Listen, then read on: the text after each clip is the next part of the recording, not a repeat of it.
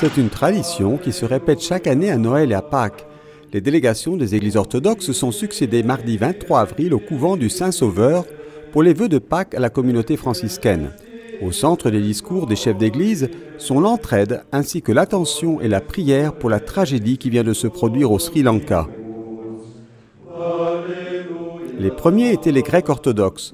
Le patriarche Théophile III a adressé ses condoléances pour les victimes du Sri Lanka et souligné le rôle essentiel des communautés chrétiennes de Jérusalem. Dans son discours, le custode de Terre Sainte, frère Francesco Patton, citant la tragédie sri-lankaise, a ajouté que la résurrection devient la source de notre capacité à aimer. C'est important pour les personnes qui viennent dans ces lieux.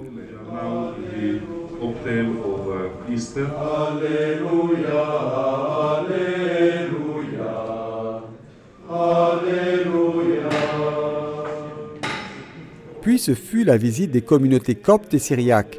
Le métropolite Abba Antonius, à la tête de la communauté copte, a rappelé à quel point la fête de Pâques devait être importante, car le Christ, avec la résurrection, a changé l'histoire, ouvrant nos vies à la vie éternelle.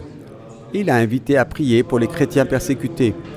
La délégation syriaque a tenu à souligner l'importance de la semaine de Pâques pour tous les chrétiens, en affirmant que, en dépit des différences de calendrier, nous continuons à nous concentrer sur ce qui nous unit. À ceci, frère Patton a demandé de prier pour que le Seigneur envoie des personnes de paix qui suscitent le dialogue et la paix, comme cela est arrivé dans la rencontre entre Saint François et le sultan El-Malik El-Kamil, dont les franciscains célèbrent cette année le 8e centenaire.